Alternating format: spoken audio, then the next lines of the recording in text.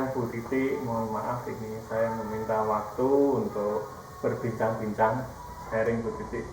Ini berkenaan dengan, mohon maaf, ada tugas dari kegiatan yang saya laksanakan yaitu calon guru penggerak.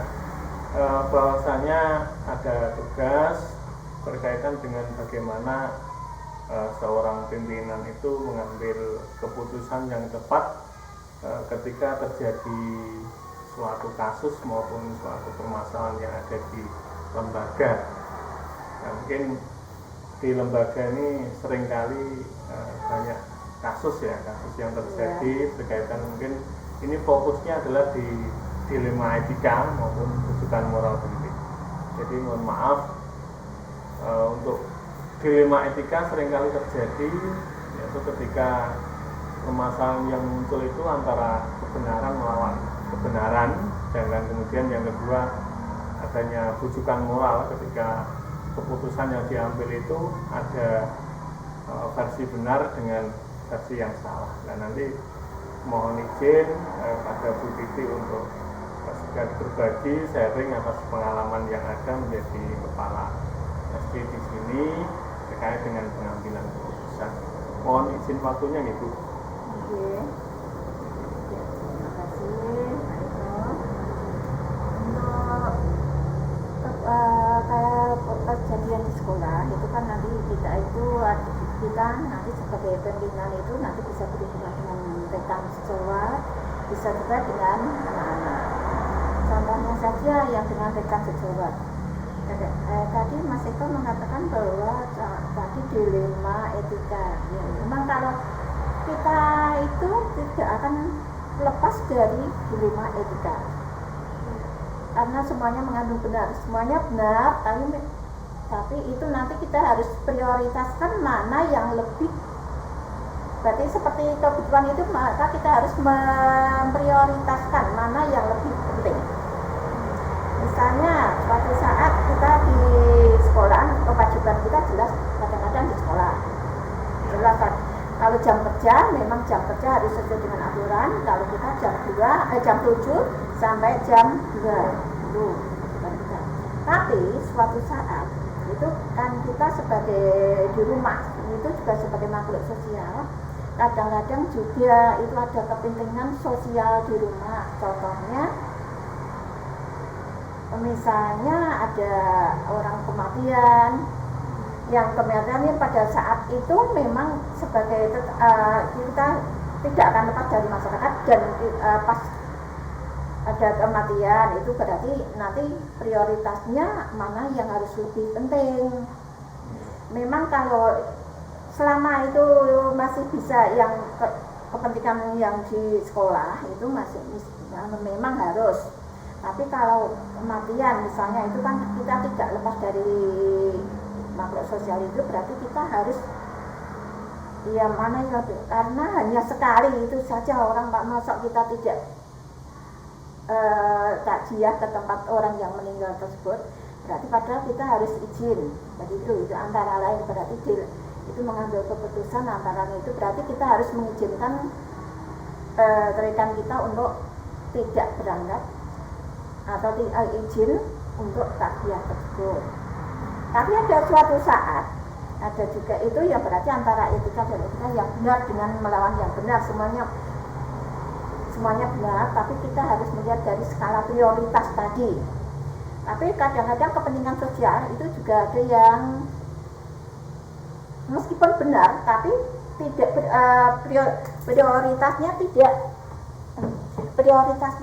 prioritasnya lebih ke yang kewajiban. Contohnya misalnya kewajiban jelas, kewajiban kita mengajar. Terus kemudian ada kepentingan di lingkungan, di rumah. Kepentingan itu yang bisa kita laksanakan di sore hari. Misalnya ada kerja bakti pada waktu itu. Nah, kerja bakti kalau kerja bakti saya kira itu tidak untuk itu saya tidak mengizinkan, karena kerja bakti bisa kita laksanakan di lain kita ikutnya minggu atau apa, atau pada waktu kita libur di lain jam kerja kita bisa, selain masih bisa itu. Berarti kalau seperti kita harus melihat pada skala prioritas. Kalau pengalaman yang ada, itu dalam pengambilan keputusan di SD sini ya. Ketika sama-sama benar tadi disampaikan mana yang menjadi prioritas. Nah, biasanya dalam memutuskan seperti itu gitu, prosedur ataupun langkah yang biasanya Ibu ambil ketika memutuskan suatu masalah itu apa? Biasanya kalau misalnya mau tak putuskan boleh atau tidak, itu yang menjadi pertimbangan dari Ibu sendiri itu apa? Ya, kalau untuk memutuskan itu nanti tergantung pada masalahnya itu berhubungan dengan pribadi atau berhubungan dengan umum. Kalau yang dengan pribadi yang sekiranya itu cukup berdua antara saya sebagai pimpinan dan rekan kerja, itu cukup kita berdua saja. Tapi ada suatu saat yang keputusan itu harus dibicarakan bersama karena itu menyangkut kepentingan umum atau kepentingan bersama. Kalau itu kepentingan bersama, berarti itu harus kita rebut lah. Iya, istilahnya kita rebut mana masukan yang benar, bagaimana ini pendapat, karena pendapat setiap orang itu kan berbeda-beda. Maka itu harus kita cari mana solusi yang terbaik. Berarti beberapa langkah yang ada itu berarti ada banyak pertimbangan yang perlu dilakukan. Iya. Kemudian Bu, untuk memastikan langkah ini sudah benar, artinya bahwa keputusan itu sudah benar-benar efektif, itu biasanya seperti apa? Misalnya ini keputusan ini menurut saya sudah benar, itu kriteria efektifnya gimana? Ini bagi Ibu pengalaman. Ya, bagi saya pengalaman saya keputusan yang benar itu keputusan yang efektif dan benar itu kalau saya mengambil keputusan itu mereka semuanya merasa nyaman.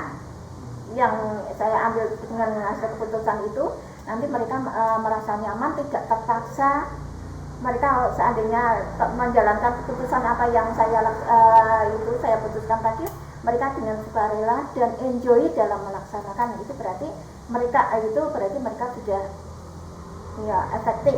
Kalau mungkin berarti kalau nanti mereka itu masih ada yang tidak enak, ada yang kadang-kadang situasinya kan banyak rekan kita itu ada yang begini berbeda itu tidak harus dikeluarkan dalam bentuk ucapan, tapi bisa juga dalam tingkah laku itu kan kita bisa menilai, oh ini kok rekan saya ini sepertinya tidak kurang berkenan, itu kan bisa dari raut wajah tidak bisa. Dari raut wajah. Ya. Kemudian ini Bu ya, kan dalam keputusan itu banyak sekali tantangan, hambatannya ketika memutuskan sesuatu itu pasti ada tantangan. Dan ini menurut Ibu ketika menjadi kepala sekolah ada dilema etika, tantangan terbesarnya dalam memutuskan itu apa Bu? Hambatan mungkin tantangan yang sering terjadi.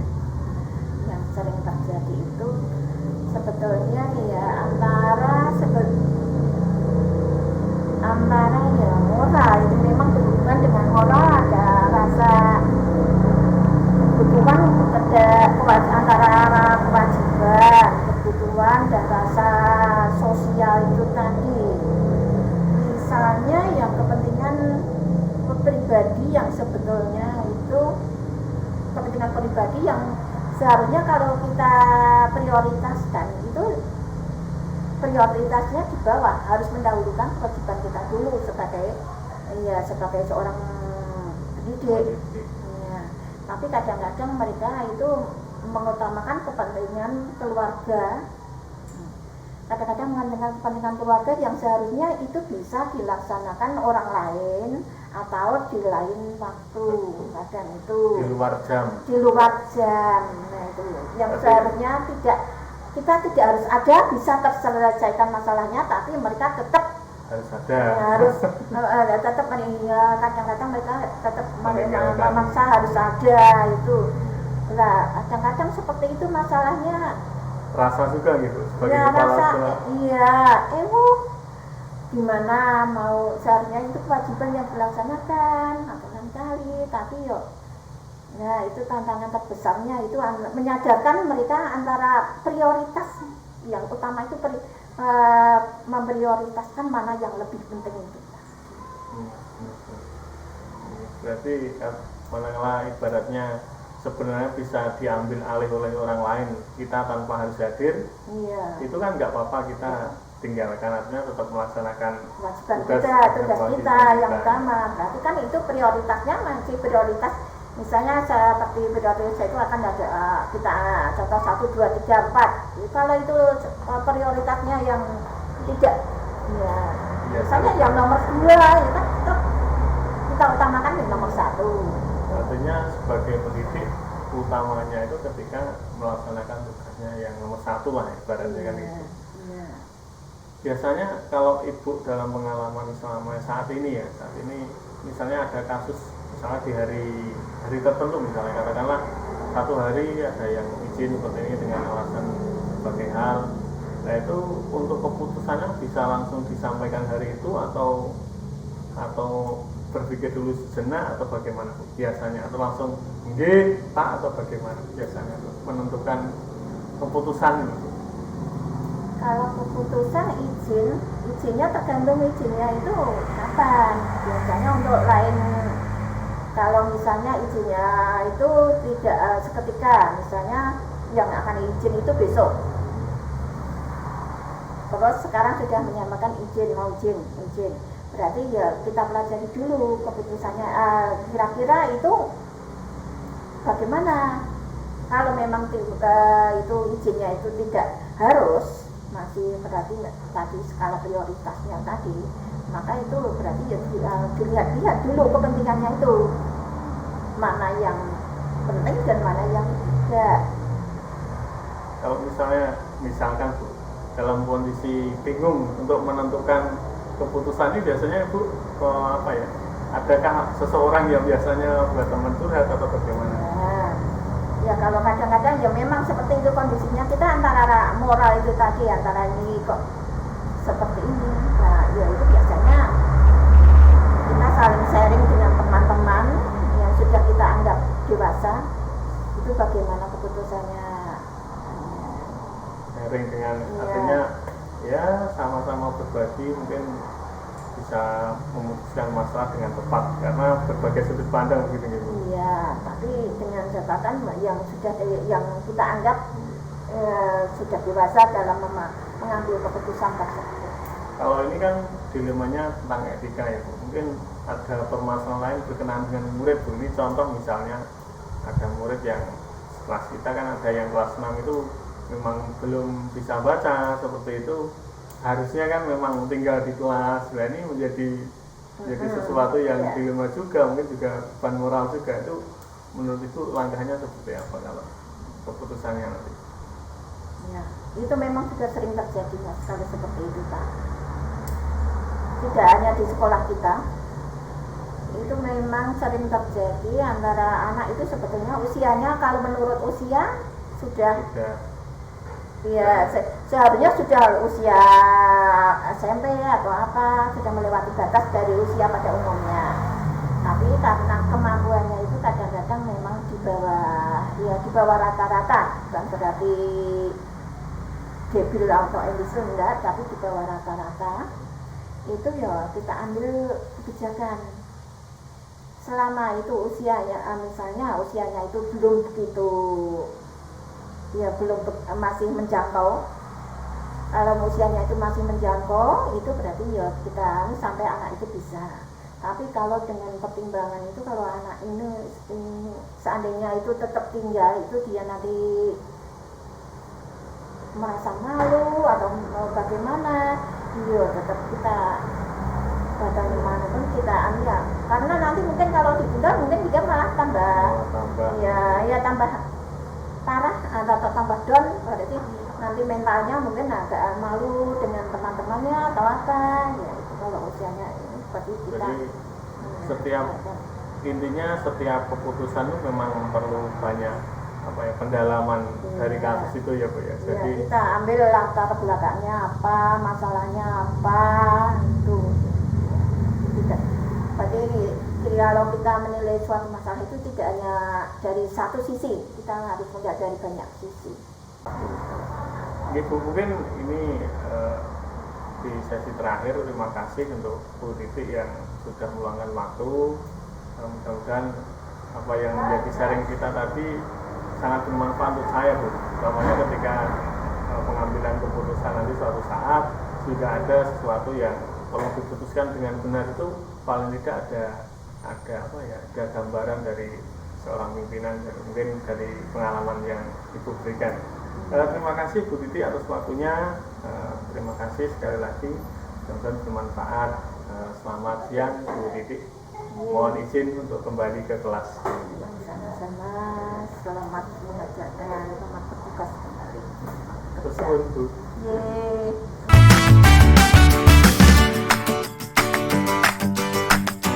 Assalamualaikum warahmatullahi wabarakatuh. Salam guru penggerak. Kali ini saya bersama kepala dari SDN 1 Sukorejo, Kecamatan Musuk, Kabupaten Boyolali, bersama Bapak Bianto SPD. Nah, mohon maaf Bapak Bianto, mungkin kehadiran saya di sini mungkin mengganggu dari kegiatan dari kegiatan Bapak yang seharusnya ada agenda khusus. Dan ini pada kali ini saya kebetulan ada tugas dari calon guru penggerak Pak, dari kaitannya bagaimana memutuskan suatu keputusan seorang kepala sekolah atau seorang pimpinan, memutuskan sesuatu yang benar dan tepat yang mungkin ada banyak pertimbangan. Dan ini sebagai calon guru penggerak memang diwajibkan untuk mencari ilmu dari bapak-bapak yang sudah pengalaman kayak gitu, terus nanti bisa dijadikan pedoman ketika lulus calon guru penggerak bisa memutuskan sesuatu yang tepat gitu. Seperti yang saya sampaikan Pak di awal, mungkin di kebetulan kalau di lembaga sekolah etika, di 5 etika, jadi sesuatu yang dirasa sebenarnya benar, kemudian juga benar juga, yang satu lawannya juga benar juga, kemudian juga ada yang satu benar dan yang satunya salah. Dan nanti bisa sharing Pak, mohon pencerahannya ketika mungkin ada permasalahan di SD, khususnya di SDN 1 Sukorejo ini, bagaimana langkah Bapak untuk mengidentifikasi kasus-kasus itu mana yang termasuk nanti bisa di 5 etika maupun yang moral. Iya. Monggo Pak, mungkin. Terima kasih Pak Eko atas kehadirannya dan sudah mau datang ke SB saya untuk sekedar sharing hubungannya dengan tugas Pak Eko sebagai guru penggerak. Sesuai dengan yang ditanyakan Pak Eko, bahwa memang dimanapun kita bekerja, bahkan di rumah pun selalu timbul masalah, timbul kasus, pasti ada. Iya, itu antar pribadi atau pribadi dengan kelompok, atau mungkin hidup dengan instansi atau lembaga, pasti ada. Sehingga kami pun di SD ini juga mengalami kasus-kasus seperti itu. Memang dikatakan dilema ya, itu harus memilih salah satu di antara dua pilihan, meskipun kalau yang dilema itu kan keduanya sama-sama benar, sama benar. Tapi kita harus selaku pimpinan, selaku kepala sekolah yang harus memilih salah satu, memutuskan salah satu, di mana yang dilema etika ini meskipun sama-sama baik, tetapi ya kita ambil yang lebih baik. Kita ambil yang lebih baik, yang banyak manfaat, sedikit resiko. Dan nanti kalau yang rujukan moral ini kan hubungannya dengan salah dan benar, ini sebenarnya mengacu pada aturan-aturan atau mungkin peraturan-peraturan pemerintah itu kan itu sudah pasti kalau itu salah ya kita tinggalkan gitu kan. Jadi yang tujukan orang itu kan intinya nilai benar dan salah. Sehingga untuk keduanya ya, terutama yang di ilmu etika itu di sini juga terjadi, misalnya sering Bapak Ibu guru misalnya kan tugas utamanya kan mengajar di kelas, kemudian kadang Bapak Ibu guru itu punya istilahnya tugas lain di luar, misalnya di kelompok kerja guru atau KKG, dia sebagai ketua misalnya, ketua KKG penjas misalnya. Nah, di satu saat guru tersebut itu harus memimpin rapat KKG pada waktunya berbenturan dengan jam mengajar di sekolah. Nah, hal-hal seperti itu ya kami sering menjumpai, sering mengalami. Nah, itu kalau termasuk dalam dilema etika. Kemudian Pak Fianto, untuk kegiatan misalnya tadi disampaikan ada kegiatan luar yang juga memang harus beliaunya datang. Kemudian di sekolah juga memang tugasnya mengajar anak-anak tadi. Untuk memutuskan ini, kalau Bapak ketika menangani masalah seperti itu mengizinkan langsung beliau atau bagaimana, atau ada istilahnya permintaan untuk kelasnya dimanakan dulu atau bagaimana? Karena begini, jadi waktunya kan tidak setiap hari, jadi kegiatan itu waktunya tidak setiap hari. Nah, kami dari sekolah juga menginginkan agar hak anak juga tidak hilang, jadi mendapat pelajaran. Kemudian kami juga menginginkan tugas Pak Guru yang di luar itu juga dapat terlaksana, sehingga sebelum Bapak atau Ibu itu pergi atau berangkat ke tempat yang KKG, itu ya saya suruh untuk membuat tugas dulu untuk anak-anak. Ya, nanti setelah diberi tugas nanti diserahkan kepada guru yang lain yang istilahnya pada saat itu jamnya kosong. Jadi nanti anak-anak juga tidak kelihatan di luar, haknya terpenuhi. Kemudian kegiatan di luar sebagai ketua KKG bisa berjalan gitu. Jadi keduanya bisa berjalan gitu. Tapi kalau misalnya waktunya lama ya nanti mungkin lain lagi. Iya. Mungkin dari keputusan yang Bapak Fianto laksanakan ya, jadi artinya sebenarnya sudah melewati beberapa pertimbangan atau prosedur ya Pak? Iya.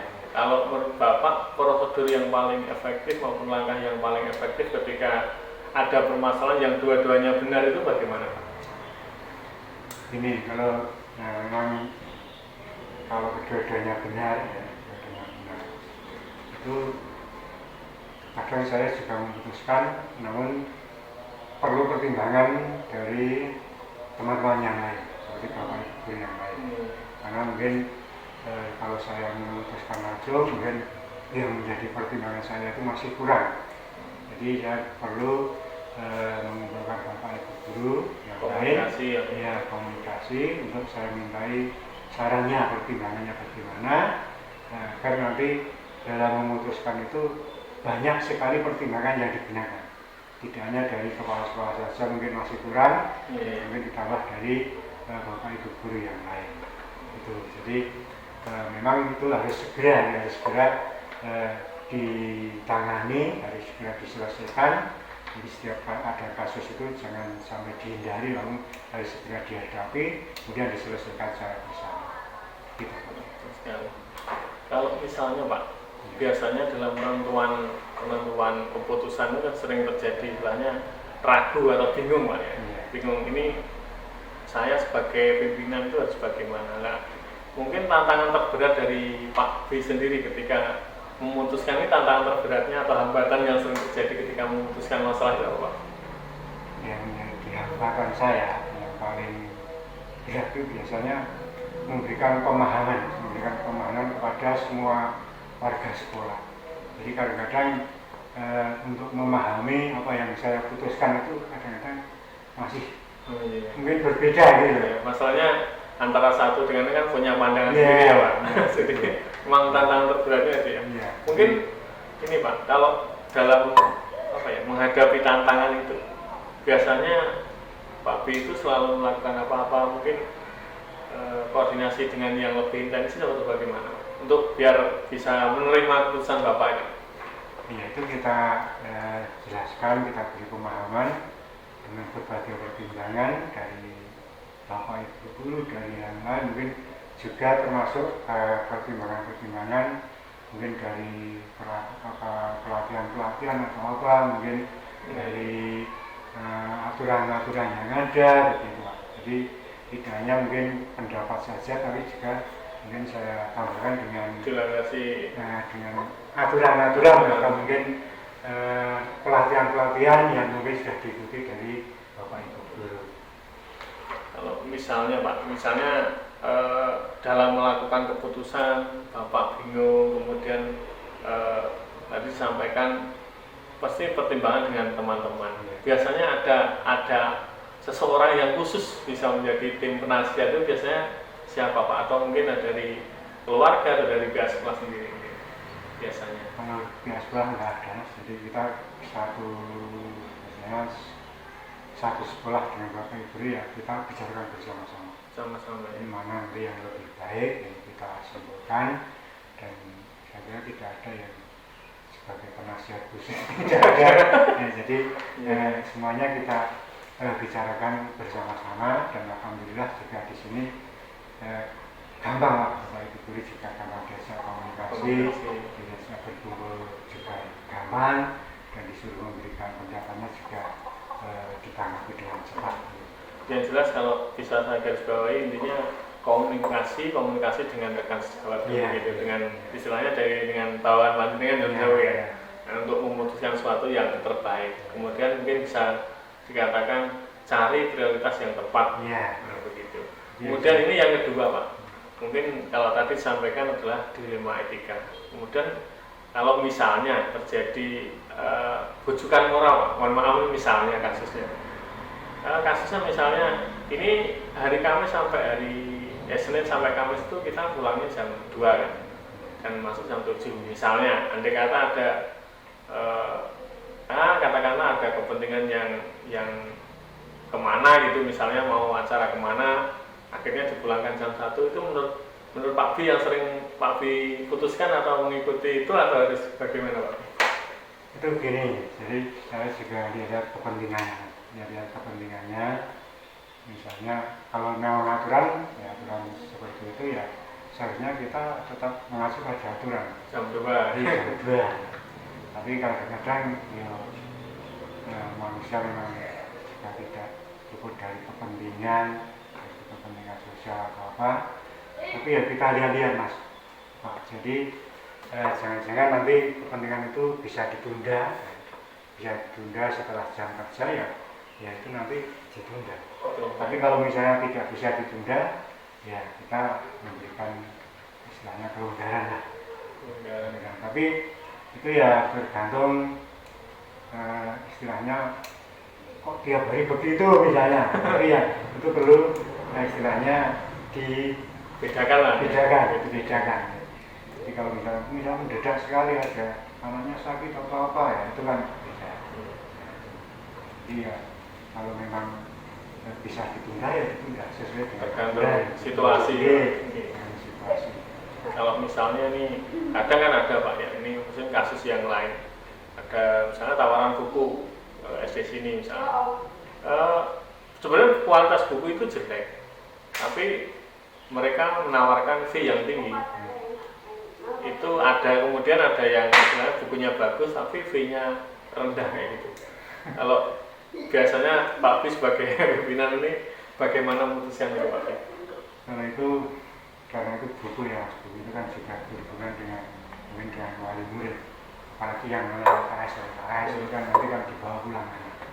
Kalau misalnya bukunya itu kualitasnya jelek misalnya, terus kemudian harganya mahal kan juga. Iya. Mungkin wali murid sekarang kan sudah pintar-pintar ya. Jadi kalau masalah itu kami tetap memilih yang terbaik. Yang penting untuk kepentingan anak. ya, untuk kepentingan anak, untuk kepentingan wali murid juga. Meskipun fee-nya tinggi, tapi kalau mutunya jelek nanti juga penilaian jadi orang tua kan juga ke sekolah. Mungkin bisa saya simpulkan Pak, jadi berdasarkan yang tadi dialog kita bersama, mungkin mohon izin saya simpulkan kalau segala sesuatu memang ketika bisa bisa ditunda untuk kepentingan yang lebih prioritas, kita laksanakan yang prioritas. Kemudian ketika ada bujukan yang sifatnya jelek atau salah, itu memang harus kita benar-benar mengutamakan untuk kebenaran, gitu nih Pak.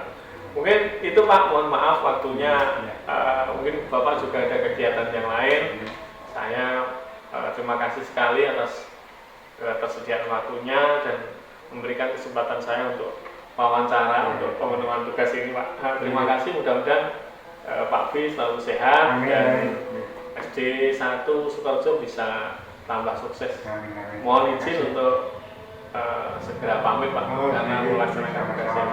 Terima kasih Pak B. Semoga lancar tugasnya. Amin.